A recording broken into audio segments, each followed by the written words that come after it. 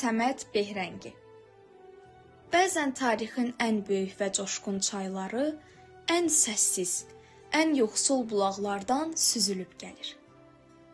24 iyun 1939-cu ildə Təbrizin cənubunda yoxsulluğun və ehtiyacın hökm sürdüyü, lakin ruhun saflığını qoruyan Çarandab məhəlləsində məhz belə bir başlanğıc yaşandı. Həmin gün Azərbaycan ədəbiyyatının gələcək fədaisi Səməd Behrəngi dünyaya göz açdı.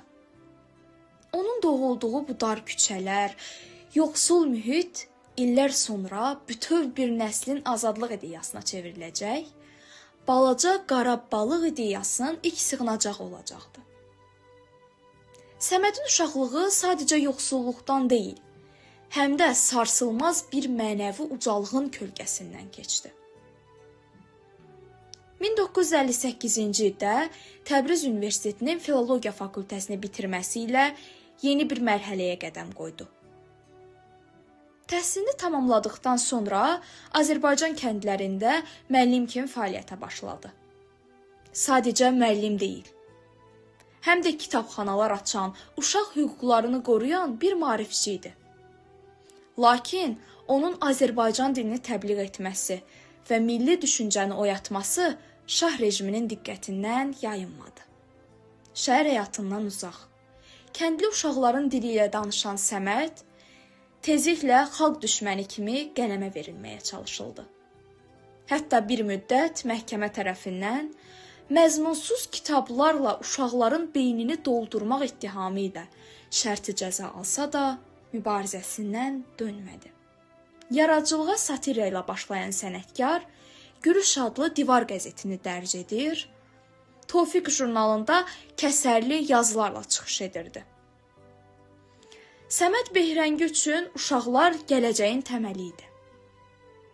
Ulduz və bütün dünyaya məşhur olan balaca qara balıq əsərləri vasitəsilə o azadlığın, mübarizənin və qaranlıq suları aşmağın vacibliyini aşılayırdı. Rejim ondan pəhləviləri məth edən yazılar tələb etdikdə, o qətiyyətlə imtina edərək, mən uşaqlar üçün yazıram, şahlar və kraliçalar üçün yox deyirdi. Bu cəsarətli duruşun sonu 1967-ci ilin avqustunda Araz çayında faciə ilə bitdi.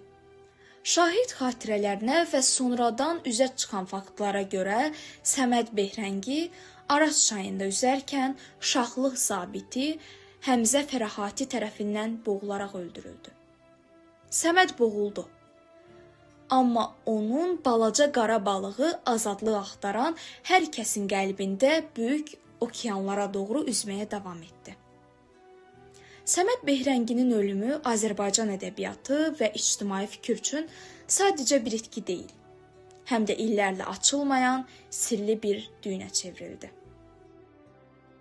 Xalq şairi Kərim Məşrutəçi Sönməz özünün məşhur İki Səməd, İki Taleh şeirində Azərbaycanın iki böyük mənəvi sütununu, Şimalın ustad şairi Səməd Vurğunu və Cənubun cəsarətli uşaq yazıcısı Səməd Behrəngini bir araya gətirmişdi. İki Səməd vurğun oldu bu xalqa. Hər ikisi xalq eşqi ilə yaratdı. Alqışladı birin, el dalğa-dalğa, birin də dalğalara əğ yaratdı. Bir yazıcı öz xalqının ağrılarını nə qədər səmimi və dərindən yazarsa, o bir o qədər bəşər olur. Səməd Behrəngi sadəcə Təbrizin dar küçələrində böyüyən uşaqların deyil, dünyanın dörd bir yanında ədalət və azadlıq axtaran hər bir fərdin qəlb yoldaşıdır.